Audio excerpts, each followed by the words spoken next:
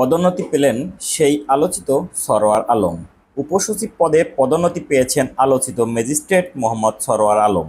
মঙ্গলবার রাতে নিজের ফেসবুক আইডিতে এক পোস্টে এ তথ্য জানান তিনি। সরোয়ার আলম লিখেছেন, আলহামদুলিল্লাহ, সকল প্রশংসা মহান আল্লাহর, যিনি সর্বোত্তম ফয়সালাকারী।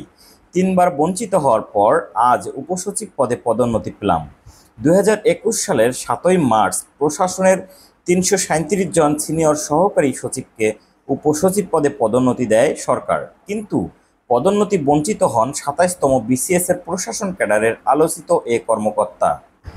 বিসিএস 27তম ব্যাচের প্রশাসন ক্যাডার হিসেবে 2008 সালের নভেম্বরে সরকারি চাকরিতে যোগ দেন সরোয়ার আলম।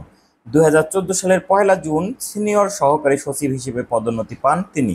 সে অনুযায়ী এ পদে প্রায় 7 বছর সহ মোট 12 বছরেরও বেশি সময় ধরে প্রশাসন ক্যাডার হিসেবে কর্মরত থাকলেও সে সময় পদোন্নতি বঞ্চিত হন সরোয়ার আলম।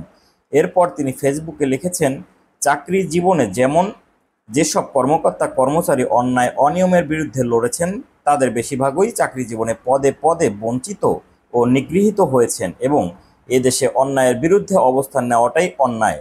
স্ট্যাটাসটি দেওয়ার পর সরোয়ারকে বিচারের আওতায় আনে জনপ্রশাসন মন্ত্রণালয়।